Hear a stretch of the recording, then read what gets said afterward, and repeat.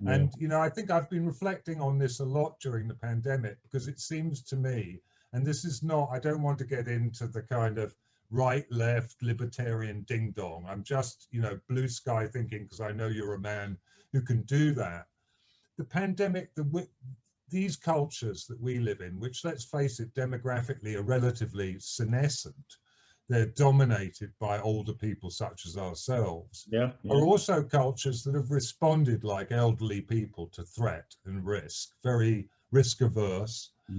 And in a way, we've lived in the technological bubble, the self-contained system provided for us by an illusory belief that we could no longer suffer from pandemic illness. And so, you know, the fact is, and again, I'm not siding this debate, we have car crashed our economy to save the lives of a few 100,000 very elderly people. We have done that. There's no question we have, and I find that extremely distressing, and it's not being debated enough.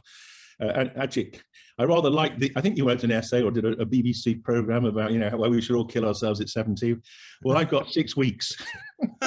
I never said that, David. But I do think it's fascinating that I think it's been done, and you're the man on statistics, but I think I saw a statistic, I've certainly written a lot about it, that up to 90% of the medical spend in the average person's life is in the last few months of that life. Absolutely, absolutely. And that's why we need to have assisted dying in this country. We can't have a sensible debate about assisted dying in this country because it's the right wing, and it is, I think, the right wing press, and it is the church, and it are, you know, and you look at countries like Switzerland or Belgium, they haven't disintegrated because they've got assisted dying. In fact, they're more humane cultures than we are.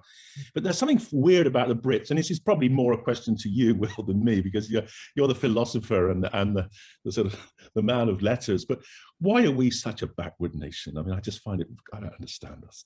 Well, I don't want to get into our recent severance from the Main for a second, and I have to say, I ended up an agnostic on that, really because of the arrant hypocrisy of so many people on the Remain side, you know, who, like a lot of neoliberal thinkers, believe that culture would somehow trickle down, that if they ate enough focaccia, the masses would somehow understand the virtues of Boccaccio, but that wasn't really going to work.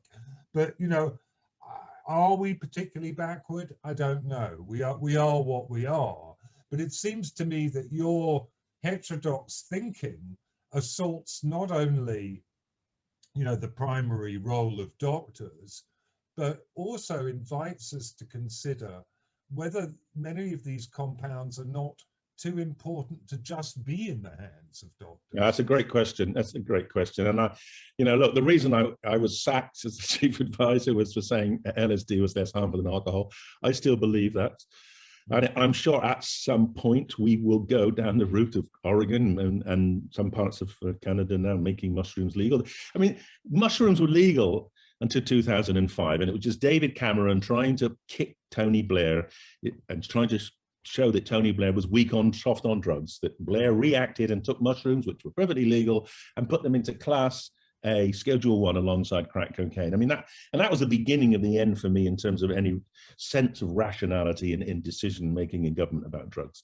We've got to take those kind of policies out of politics. The same way we've taken sexual, you know, homosexuality used to be legal. It's not. Even when I was young, trying to commit suicide was illegal.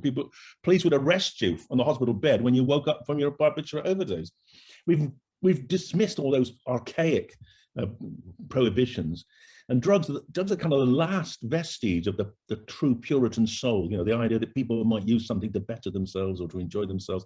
It's a fundamental sort of puritanical resistance, and we've got to try to crack that. And then, yes, exactly.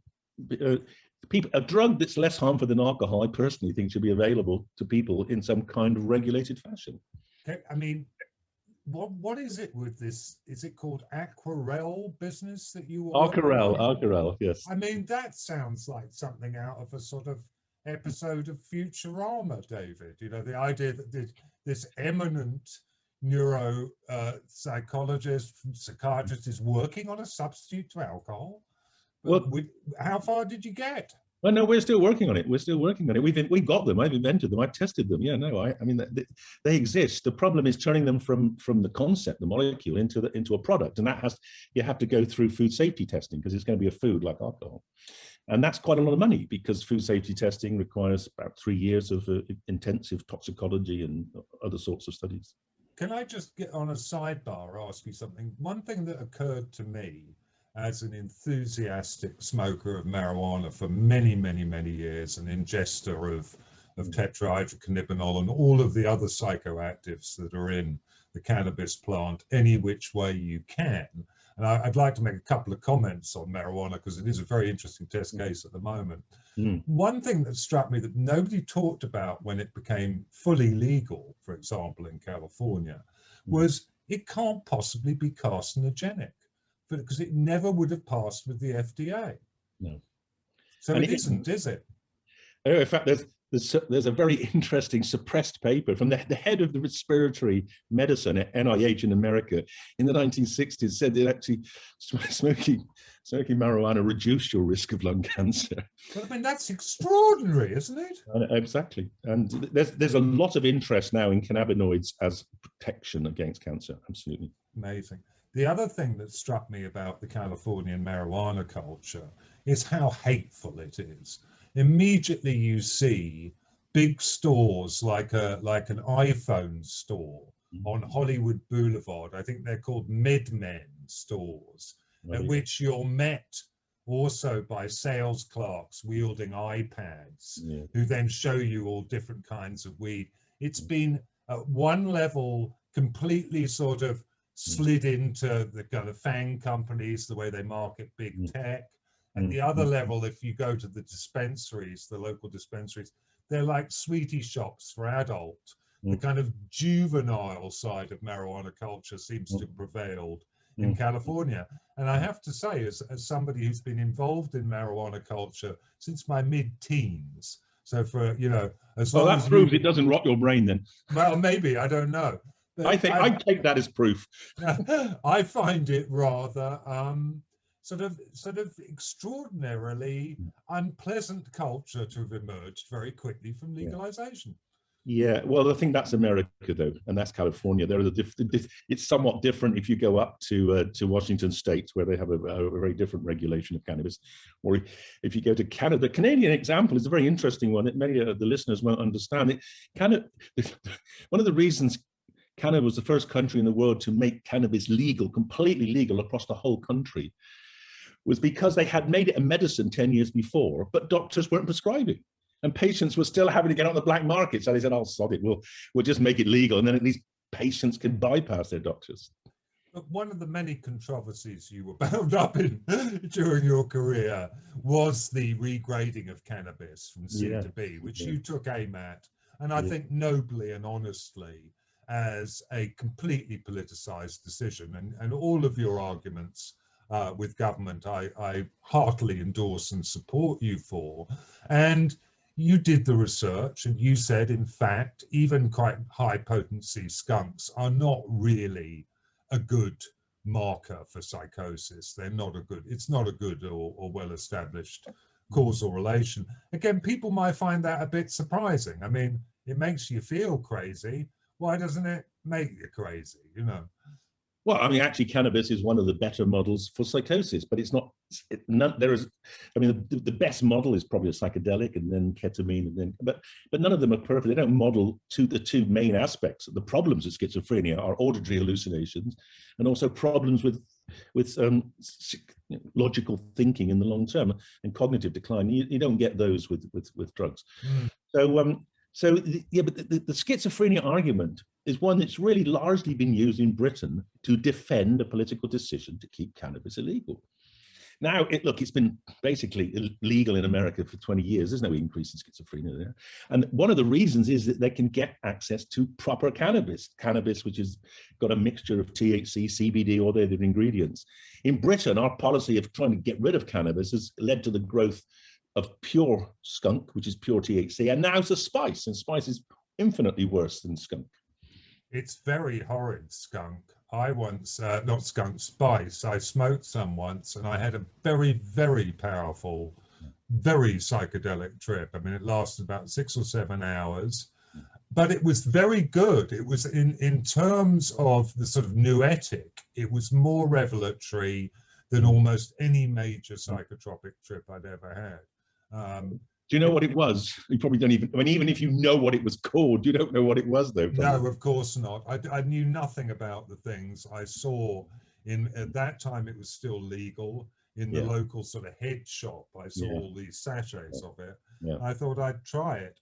I don't know to what to attribute the more, you know, luminous quality of the experience as opposed to anything else. Well, the problem is that, you know, there are hundreds of thousands of different spice molecules, and many of them are built on structures which are kind of hybrid cannabis and hybrid things like psychedelics, particularly psilocybin, the tryptamine psychedelic.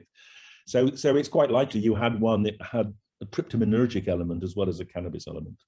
It's extraordinary. But, you know, what I wanted to say was addiction, you know, addiction, you talk broadly in terms of harm minimization. You're trenchant about the way that the drug policy is politicized, but everybody understands surely that there is a phenomenon of addiction that is devastating for people's lives, and not, you know, just the addict themselves, usually the family, who suffer mightily from addiction. And I think people will be listening and thinking, not that we're making light of the kind of social fallout, but how in the last analysis can we address it? You know, how do we address it? Do we view addiction as a problem of perception? You know, you think in Britain, right up until the 70s, the writ of the Rolleston committees of the 1920s still held. Opiate addiction was seen clearly as a disease within a disease framework. Maintenance scripts of heroin and cocaine were available up. I remember when I first became an addict, you would still meet people who were selling their cocaine injectables on the street. I mean, it was an extraordinary phenomenon. Jacks, they would call them. You'd sell cocaine jacks. And then we saw that change again. You asked what the problem is, and you identified puritanism. While we as a culture can't tell whether we think things are mad or bad or both, we're never going to solve these problems, let alone define addiction. Or do you think you can, David? Well, we can define addiction. I mean, and in a sense, you've already touched on it. The majority of people who use drugs, whatever drug it is, do not become dependent on it. They do not become addicted. And I think that is the problem in the political world. Look, we know that the majority of our politicians, you know, the second most senior member of our parliament, you know, Gove, has on record as having a heavy cocaine use. That, if, as he said, if I was ever picked up, I'd have gone to prison. But he's now running the country, and so his example is one of someone who's used a lot of drugs and got away with it and not been harmed. And I think this is the kind of whole Bullingdon Club mentality that you know, you can use drugs, have fun, and then come back and, you know, become an MP, run the country. And so therefore they believe drugs aren't a problem. Well, they're not a problem to them, but I bet to some of their friends they are. And certainly to people who are less privileged than them, it's a huge problem, because they were using it for fun, but people who are using it to deal with the misery and the strain of the kind of unemployment and poverty, then it's much harder to give it up, because if that's in some ways the only thing they have in life.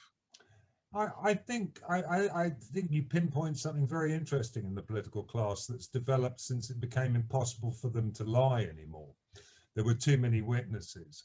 And that is working it into the hero's journey.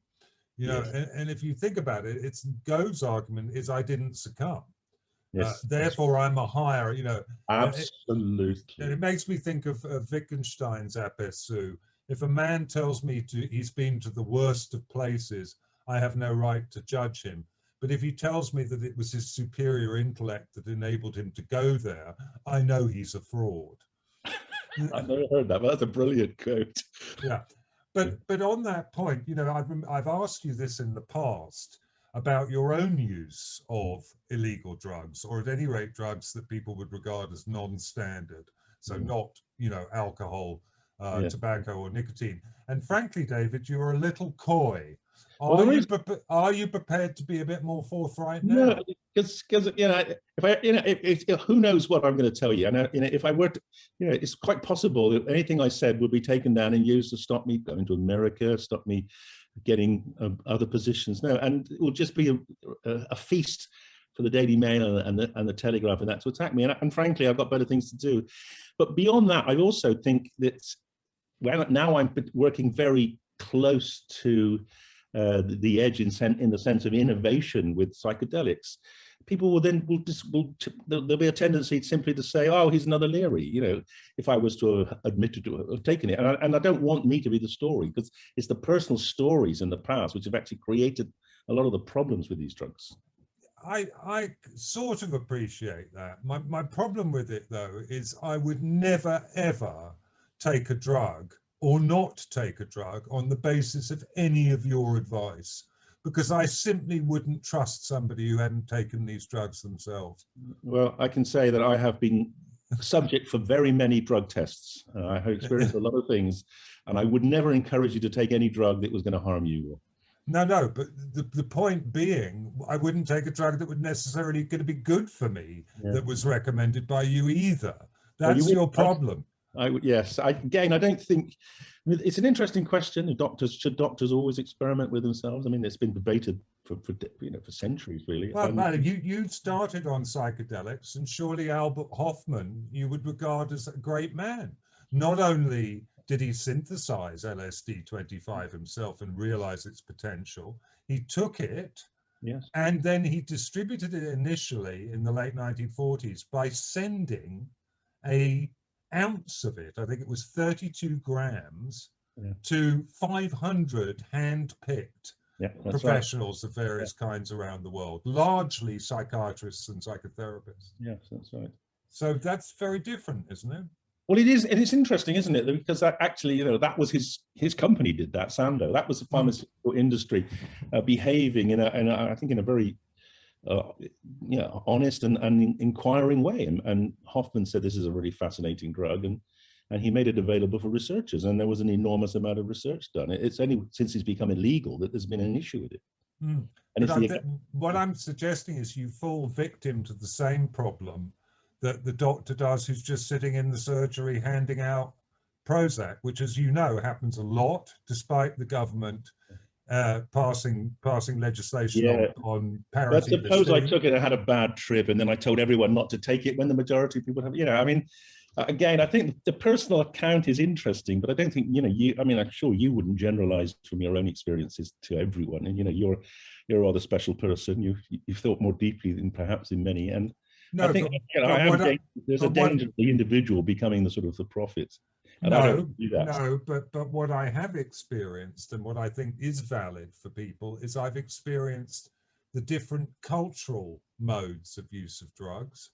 You know, and the anthropological approach seems to me to yield a lot of insight into addiction as well, because we talk about dependency on drugs and we talk about forms of dependency, but in a sense, most societies have large groups of people who are maintained by drugs of one kind or another. Often the dominant group maybe, but it's a socially constructive and cohesive activity. Many people would argue that that's exactly what alcohol is in our culture. I completely agree with you. And when I do have a talk where I explore the writings of Aldous, and I equate soma with modern day alcohol, absolutely. And you cannot look back over the last 100 years since alcohol prohibition. The alcohol industry has been extremely effective in removing all competition, particularly cannabis. Well, do you think that's a real thing? You think that the alcohol lobby are present there? Oh, totally. And in fact, it's quite opaque. It's quite transparent in America. You see, as state by state, there are votes to make cannabis legal, and you see that the anti-cannabis lobbies are often funded by the local drinks companies. Well, I think it's a question of, you know, I believe that, you know, I'm afraid I am a bit of a disciple of Leary. I do believe in set and setting, that the mindset of the individual and the social setting within which they take the drug is at least as important as the pharmacology of the drug. I mean, you only have to look at the way that end-of-life care again in this country, where many people with metastasized cancer are maintained on large quantities of heroin or morphine that would be regarded as addict levels of taking those drugs. They never have a whisper of a suggestion that they're addicts or that they're responding to those drugs, do they? You're quite right. But you're quite right, that's true. But in America, many of these are taken off. Many of these are taken off their opiates because they are deemed to be addicts.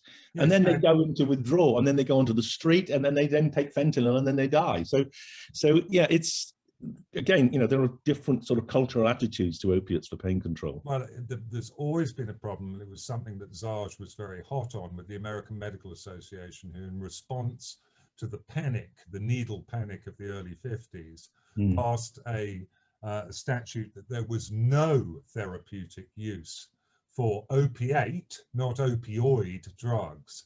And some people would argue that the whole development of things like OxyContin and the synthetic opioids in the States is a function of that misguided war on, as it were, natural painkillers. And again, an aspect of professional closure. And that we've ended up with worse drugs because of the bad drugs we've tried to control. Totally. I mean, the fentanyl, well, I mean, the American opiate crisis is just it's so bad, you really couldn't kind of create it as a fiction. So firstly, you overprescribe these powerful, supposedly non-addictive, but very addictive synthetic painkillers. And then you get worried that there's diversion of them. Then you stop prescribing them. So the people that are addicted to them, whether they've got pain or whether they're just addicted, have got nothing. And then they go to the streets, and then they start using and dying from heroin, a heroin which has never been legal. I mean, America banned heroin in 1948. So they banned it thinking it's not a medicine in America, but now they've got 20,000 deaths a year because the black market. And then they start to clamp down on the heroin black market, and the Mexican gangs work out the fentanyl is 50 times more potent than heroin, and it's about half the price to make. And so the heroin market converts into a fentanyl market, which then kills hundreds of thousands. I mean, it's a catalogue of disasters. At each point, they've made the wrong decision. And that's because they just never thought sensibly about it, because it's always about stopping use, not minimizing harm. You could argue that that you could put on the death certificate of people who've died from fentanyl cause iatrogenic, doctor-created disease. For many of them, that is true. For many in America, yeah, luckily we haven't got that far yet. But I am worried. There is, there is hysteria about drugs, particularly about opioids, which is, there is a fear in this country that opiates are being misused in people with pain. And until we have alternatives, and actually psychedelics are likely to be the alternatives, or cannabis, until we have those alternatives in place, it's going to be very unpleasant for those people to have their pain medication terminated or reduced. And we should be sympathetic to them.